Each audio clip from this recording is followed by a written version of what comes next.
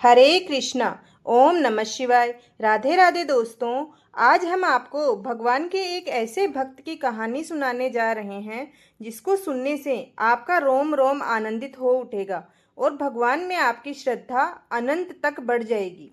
एक संत और एक सेठ की कहानी है जिसमें संत का भगवान पर इतना अटूट विश्वास है कि वो प्रसाद में जहरीला भोजन खाने से भी परहेज नहीं करता।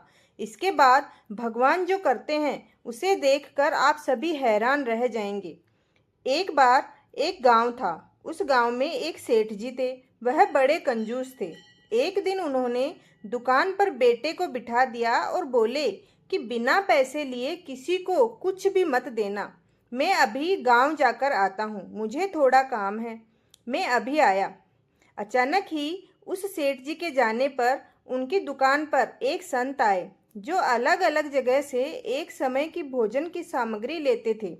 लड़के से कहा, बेटा थोड़ा सा नमक दे दो। लड़के ने संत को डिब्बा खोलकर एक चम्मच नमक दे दिया। जब सेठ जी गांव से वापस आए तो देखा कि डब्बा खुला पड़ा था। सेठ जी ने कहा कि बेटा क्या बेचा है? तो बेटा बोला, एक संत जो तालाब पर रहते हैं उन्होंने एक चम्मच नमक दिया। सेठ का माथा ठनक गया। वो बोले, अरे मूर्ख, इसमें तो जहरीला पदार्थ है, इसमें नमक नहीं था। अब सेठ जी भागकर संत के पास गए। तब तक संत भोजन बनाकर भगवान का भोग लगाकर खाने की थाली लेकर बैठ चुके थे। सेठ जी दूर से ही बोले, महाराज महाराज रुकिए, आप जो नमक लाए थे नमक नहीं था, वह एक जहरीला पदार्थ था। कृपा करके आप ये भोजन ग्रहण नहीं करें। तब संत महात्मा बोले, भाई हम तो प्रसाद लेंगे ही, क्योंकि भोग लगा दिया है। भोग लगाकर अब हम इस भोजन को छोड़ नहीं सकते। अगर भगवान को भोग नहीं लगता तो मैं बेशक इस भोजन को छोड़ देता। संत महात्मा ये कहकर भोजन का प्रसाद समझकर खाना शुरू कर दिया। सेठ जी के होश उड़ गए। वो रात भर वहीं बैठे रहे। सेठ को रह रहकर चिंता सता रही थी कि अगर संत को कुछ हो गया तो उनकी दुकान की बड़ी बदनामी होगी। रात में अगर तबीयत बिगड़ी तो कम से कम वैद्य को तो दिखा देंगे। सोचते सोचते उस सेठ जी को नींद आ गई।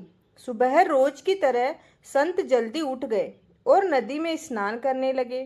सेठ जी ने कहा, संत महाराज आपकी तबीयत तो ठीक है? तब संत बोले, भगवान की कृपा से सब ठीक है। इसके बाद वे पूजा के लिए मंदिर चले गए। जैसे ही संत महात्मा ने मंदिर का द्वार खोला तो देखा कि भगवान के श्री विग्रह के दो भाग हो गए हैं और शरीर काला पड़ गया है। ये देखते ही सेठ को समझ आ गया कि भक्त के अटल विश्वास को देखकर भगवान ने भोजन का जहर भोग के रूप में स्वयं ग्रहण कर लिया और भक्त को प्रसाद ग्रहण कराया और अपने भक्त का जीवन बचा लिया। इसके बाद सेठ ने तुरंत घर जाकर बेटे को दुकान सौंप दी, घर की सारी जिम्मेदारी सौंप दी और स्वयं संत की शरण में आकर भगवान की भक्ति करने लगा। देखा भक्तों, अगर हम भगवान पर सच्ची श्रद्धा और विश्वास रखते हैं तो भगवान हमें बड़ी से बड़ी समस्या से भी तिनके की भांति निखार लेते हैं। अगर आपको ये कथा पसंद आई है तो चैनल को जरूर सब्सक्राइब करें और कमेंट में ओम हरि नारायण लिखना ना भूलें। धन्यवाद।